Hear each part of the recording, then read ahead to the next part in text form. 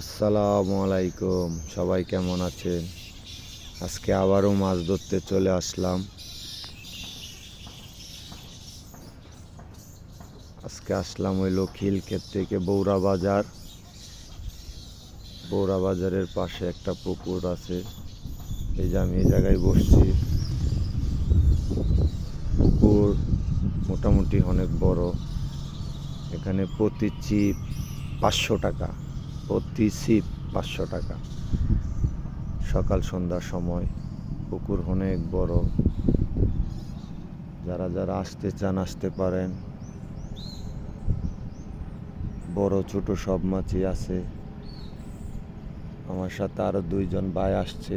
এই যে আমাদের রিপন, তারপরে ওই যে আমাদের পারভেজ ভাই। মোটামুটি পুকুরটা বড় আছে, খারাপ না, অনেক বড় পুকুর। ওই দিকে আরো আছে, ওই দিকে বামে আরো আছে, ওই পাশে গাছের ওই পাশে আরো শিকারি বসছে অনেক।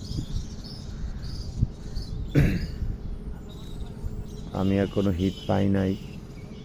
আমার পাশের ওই ভাইয়ে 2-3টা মাছ হিট হয়েছে। বাটা, কালীবাউস, মিরকা পাওয়া গেছে। মাছ আছে কাতল, পাঙ্গাস, কালীবাউস, কার্ফু, তেলাপিয়া, মিরকা, ভ্যারাইটিস অনেক জাতেরই মাছ আছে।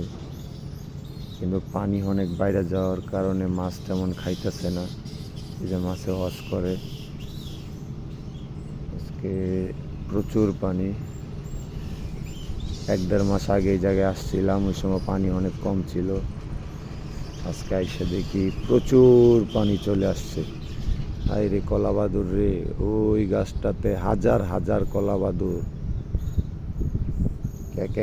ক্যাকে করতেছে। এটা আপনাদেরকে আমি একটু দেখাই কলাবাদুরের কি অবস্থা। ওই যে দেখেন কলাবাদুর কেমনে চলতেছে, প্রচুর কলাবাদুর।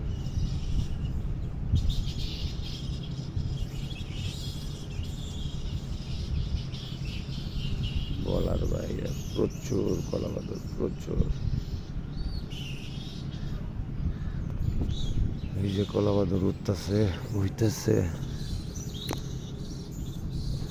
যাই হোক,